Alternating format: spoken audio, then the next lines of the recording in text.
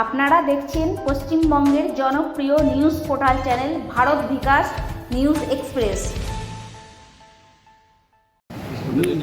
পশ্চিম বর্ধমান ইনট্যাক্স সেবা দলের পক্ষ থেকে আজ একটি প্রেস মিট করেন পশ্চিম বর্ধমান জেলার প্রেসিডেন্ট আইনজীবী রাজেশ্বর শর্মা। মূলত আবাস যোজনা স্কিমের অন্তর্গত কেন্দ্রীয় সরকারের যা প্রকল্প পশ্চিমবঙ্গ সরকার সাধারণ মানুষের কাছে পৌঁছে দিতে তা ব্যর্থ হয়েছে।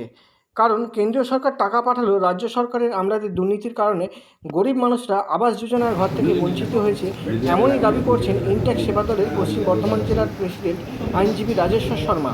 এবং আজ বৃহস্পতিবার সন্ধ্যায় এক প্রেস মিট করেন, তার সাথেই একটি পোস্টারের উদ্বোধন করা হলো ইনট্যাক্স সেবা দলের পক্ষ থেকে। আগামী 1 জুলাই থেকে এই কর্মসূচি পালিত হতে চলেছে। আজকের অনুষ্ঠানে উপস্থিত ছিলেন রাজেশ্বর শর্মা, প্রেসিডেন্ট ইনট্যাক্স সেবা দল পশ্চিম বর্ধমান।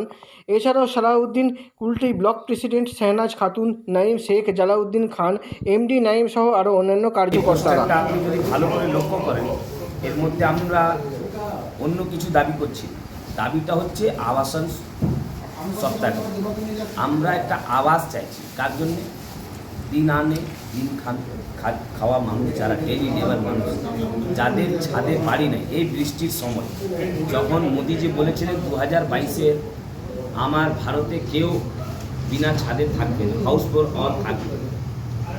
যখন দিদি সরকারে কর্পোরেশনে আপনি দেখছেন কি কর্পোরেশনে মেয়র সাহেবও বলেছেন কি সবাই বাড়ি পেয়ে গেছে, এমআইসিরা বলছে বাড়ি পেয়ে গেছে, কাউন্সিলররা বলছে বাড়ি পেয়ে গেছে। আমি যখন এলাকা ভ্রমণ করছি তখন দেখছি কি মানুষ এখন তিরপাল দিয়ে, আমি জামুরিয়াতে রিসেন্ট একটা দেখলাম ঘটনা, একটা পুরো বাড়ি পড়ে গেছে বৃষ্টি, মানুষ মারা গেল একটা, এই 3 দিন 4 দিন আগেকার ঘটনা, মিডিয়ার বন্ধুর মারফতেই জানলাম। কষ্ট হয় কি আমাদের এলাকায় একটা গরিব মানুষ, তার ছাদ পড়ে গেল ওর উপরে, সেই মানুষটা মারা গেল। আর কর্পোরেশন যারা বসে আছে, মেয়র সাহেব, যারা বড় বড় এমআইসিরা, তারা বড় বড় গাড়ি নিয়ে ঘুরছে, এসিতে বসছে, সকালে 5টায় দিনে সকালবেলায় 10টায় অফিসে ঢুকেন আর 4টের সময় বাড়ি চলে যান। ওনারা রাত্রিবেলায় দেখেন না কোন গরিব মানুষরা না খেয়ে ঘুমাচ্ছে, কাদের বাড়ি নেই, কাদের ছাদ নেই। আমরা এইটুকু জেনেছি, খবর নিয়েছি, কারো থেকে 30,000 টাকা, কারো থেকে 50,000 টাকা করে এই আবাস যোজনার নামে নেওয়া হয়েছে, কিন্তু ওদেরকে বাড়ি দেওয়া হচ্ছে না।